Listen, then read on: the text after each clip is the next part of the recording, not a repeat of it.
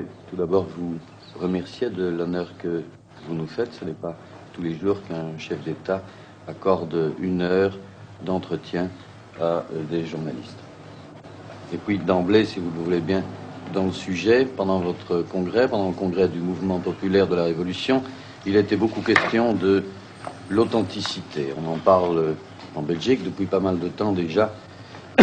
On sait que les noms des rues ont été souvent changés, à Kinshasa et dans les autres villes du Zaïre. On a enlevé des statues aussi. On a changé les prénoms.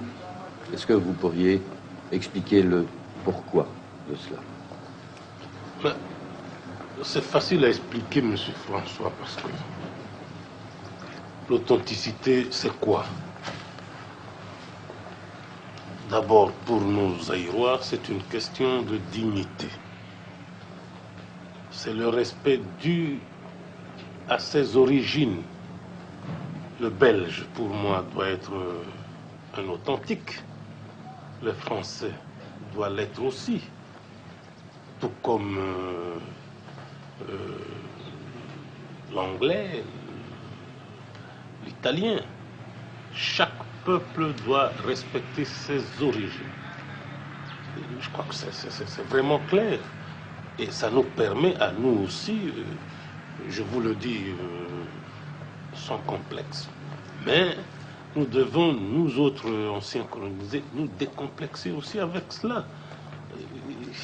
Éviter tout ce qui nous a été légué, qui me paraît à moi franchement être une espèce de coloration. Tant qu'à faire, Monsieur le Président, on peut dire que les Zaïrois aujourd'hui recherchent leur personnalité et qu'ils préfèrent le prénom d'un de leurs ancêtres que de s'appeler comme il y a quelques années Émile Zola, par exemple. Être ce qu'ils sont, tels qu'ils sont, mais pas comme on voudrait qu'ils soient. C'est tout, c'est ça l'authenticité. Est-ce qu'à travers l'authenticité, Monsieur le Président, je vais un peu enchaîner, vous avez fait allusion aux prénoms. Mais les prénoms, comme vous le savez, c'était des noms propres de certaines personnes qui ont vécu comme vous et moi dans ce monde. Et l'Église catholique elle-même baptisait comment? Pendant plus de 1000 ans. On venait trouver n'importe qui. Mobutu, je te baptise au nom du Père et du Fils et du Saint-Esprit. François, je te baptise au nom du Père et du Fils et du Saint-Esprit. Ce n'est qu'après plus de 1000 ans d'existence que l'Église a trouvé que certaines de ces personnes auxquelles je fais allusion ici se sont très bien comportés ici-bas. Bon, ils sont canonisés, ils sont saints, ils sont au ciel. Bon, leurs noms devenaient des prénoms. Alors, moi, voyez-vous, je suis zaïrois, africain, bantou. Comment voulez-vous que je puisse porter un nom juif, moi qui ne suis pas juif? Connaissez-vous un seul juif au monde qui porte un nom zaïrois? Et pourquoi moi?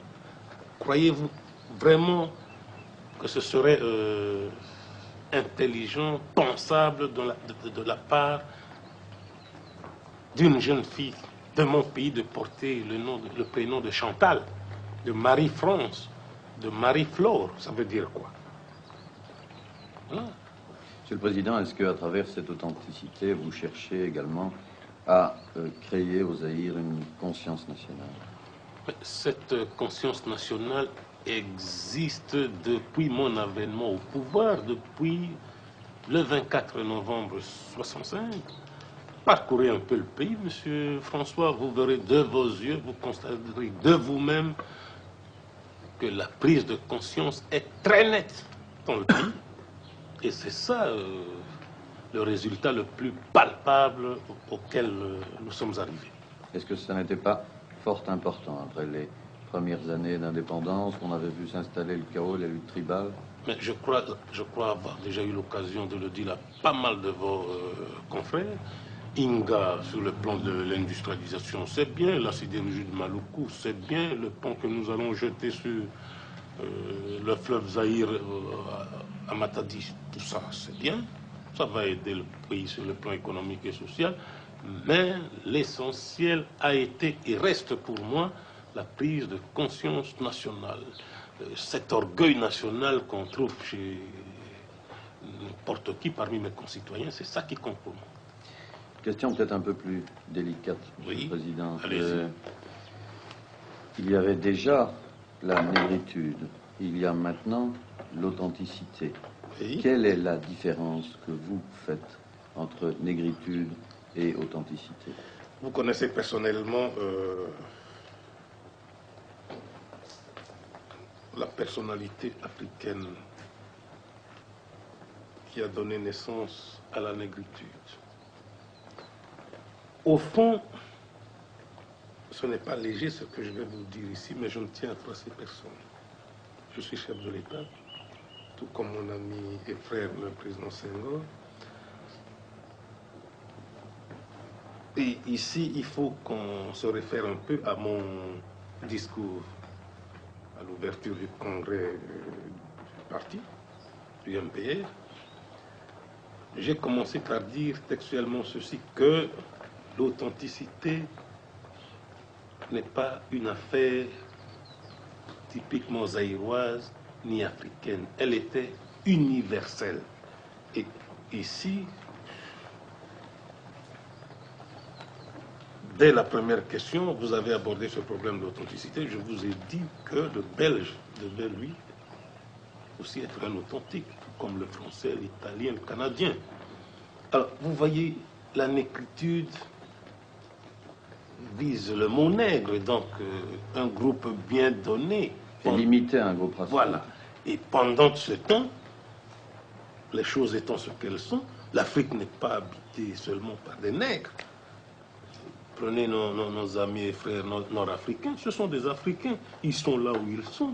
Comment voulez-vous, dans le contexte actuel, parler de la négritude?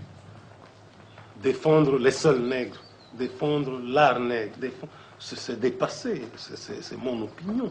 Mais l'authenticité,